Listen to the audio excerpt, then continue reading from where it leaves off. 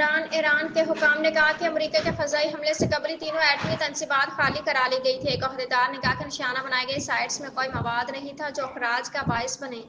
غیر ملکی media reports کے مطابق ایران نے تصدیق کی کہ امریکہ کے 3 مقامات کو نشانہ بنایا گیا تھا، لیکن پارلیمنٹ کے اسپیکر کے ایک سینئر معاون مہدی محمدی کا کہنا ہے کہ فردو سائٹ کو کافی پہلے خالی کرایا گیا اور اسے کوئی ناقابل اطلاق نقصان نہیں پہنچا ہے۔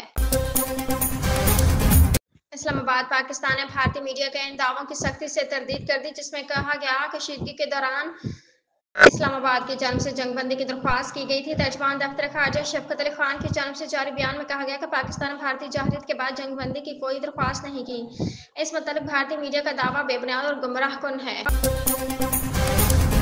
نائب وزیر اعظم اسحاق ڈار کا کہنا ہے کہ اسرائیلی جارحیت سے عالمی امن کو خطرہ ہے۔ اسلامی تعاون تنظیم وزرائے خارجہ کونسل اجلاس سے خطاب کرتے ہوئے نائب وزیر اعظم اسحاق ڈار نے کہا کہ اسرائیلی جارحیت سے خطے کے امن کو شدید خطرات لاحق ہیں۔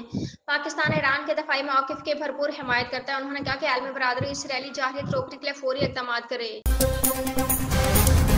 واشنگٹن امریکی صدر ڈونلڈ ٹرمپ نے کہا کہ انہوں نے دنیا کے لیے ایران کا جوہری خطرہ ختم کر دیا ہے۔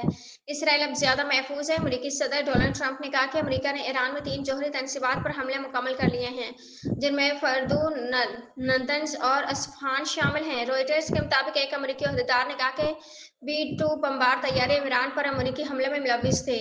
ڈونلڈ ٹرمپ نے ایران میں فضائی حملوں کے بعد کہا کہ یا تو امن ہوگا یا ایران کے لیے اس سے کہیں بڑا المیہ ہوگا۔ بہت سے ایرانی اہداف اب بھی باقی ہیں جن کو تلاش کر کے منٹوں میں نشانہ بنا سکتے ہیں۔